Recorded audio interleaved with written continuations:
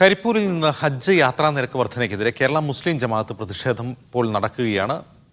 അതിന്റെ ദൃശ്യങ്ങളിലേക്ക്.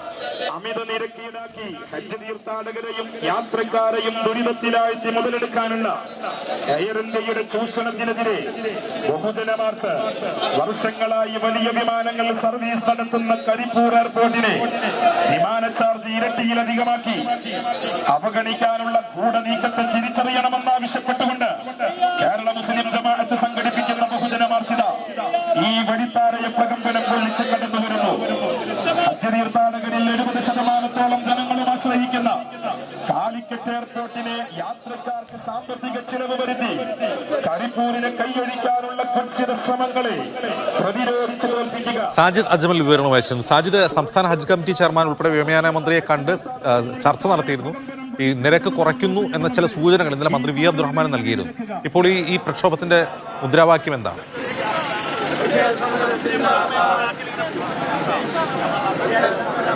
ഈ കരിപ്പൂരിൽ നിന്ന് ഹജ്ജിന് പോകുന്ന ആളുകളെ സംബന്ധിച്ചിടത്തോളം വലിയൊരു അമിത സാമ്പത്തിക ഭാരമാണ്. ഇത് കുറയ്ക്കണമെന്നാവശ്യപ്പെട്ടുകൊണ്ട് തന്നെയാണ് സമരം.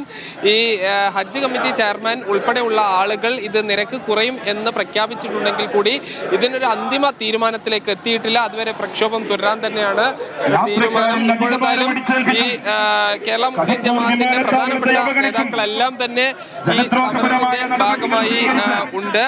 ഇപ്പോ ഈ ഒരു ബഹുജന പ്രക്ഷോഭത്തിലൂടെ ഇതിനൊരു പരിഹാരം കാണാൻ കഴിയുമെന്ന് തന്നെയാണ് പ്രതീക്ഷിക്കുന്നത്. തീർച്ചയായും പരിഹാരം കാണുന്നവരെ മുന്നോട്ട് പോകുന്നതാണ് മുസ്ലിം ജമാഅത്തിന്റെ തീരുമാനം. ഇപ്പൊ മറ്റുള്ള എയർപോർട്ടുകളെ അപേക്ഷിച്ച് വലിയൊരു അമിതമായ തുകയാണ്. ഇപ്പൊ ഹജ്ജ് കമ്മിറ്റി ചെയർമാനൊക്കെ ഡൽഹിയിൽ പോയി ചർച്ച നടത്തിയിട്ടുണ്ട്. എന്താണ് ഒരു പ്രതീക്ഷ? എന്താണ്? തീർച്ചയായും ഇത് പകൽക്കൊള്ള തന്നെയാണ് നടത്തുന്നത്. സ്വകാര്യ ലോബികളെ സംരക്ഷിക്കാൻ വേണ്ടിയും അവരുടെ താല്പര്യങ്ങൾക്ക് വേണ്ടിയുമുള്ള കാര്യങ്ങളാണെന്നാണ് ഞങ്ങൾ മനസ്സിലാക്കുന്നത്.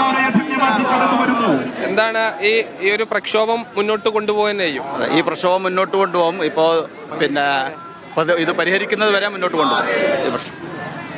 എന്തായാലും ഈ പ്രക്ഷോഭം തുടരാൻ തന്നെയാണ് ഈ കേരള മുസ്ലിം ജമാഅത്ത് ഉൾപ്പെടെയുള്ള സംഘടനകളുടെ തീരുമാനം. മുസ്ലിം ലീഗ് ഉൾപ്പെടെയുള്ള പാർട്ടികൾ അടുത്ത ദിവസങ്ങളായി ഈ പ്രക്ഷോഭം നടത്തും. ഇതിനൊരു പരിഹാരം കണ്ടില്ലെങ്കിൽ പ്രക്ഷോഭം നടത്തും. 40,000 രൂപ വരെ കുറയാനുള്ള ഒരു സാധ്യതയുണ്ട് എന്നുള്ളതാണ് സംസ്ഥാന ഹജ്ജ് കമ്മിറ്റി വൃത്തങ്ങളെല്ലാം തന്നെ അറിയിക്കുന്നത്. അങ്ങനെയാണെങ്കിൽ കൂടി അത് വലിയ ഒരു തുക തന്നെയാണ്. ഇതിന് ഒരു പരിഹാരം കാണും വരെ പ്രക്ഷോഭം തുടരാൻ തന്നെയാണ് ഈ വിവിധ മുസ്ലിം സംഘടനകളുടെയും അതുപോലെ തന്നെ വിവിധ രാഷ്ട്രീയ പാർട്ടികളുടെയും എല്ലാം തന്നെ തീരുമാനം. അജിംസ്. ശരി, സാജിദ് അജ്മലാണ് വിവരം നൽകിയത്. ഒരു ഇടവേള കൂടി.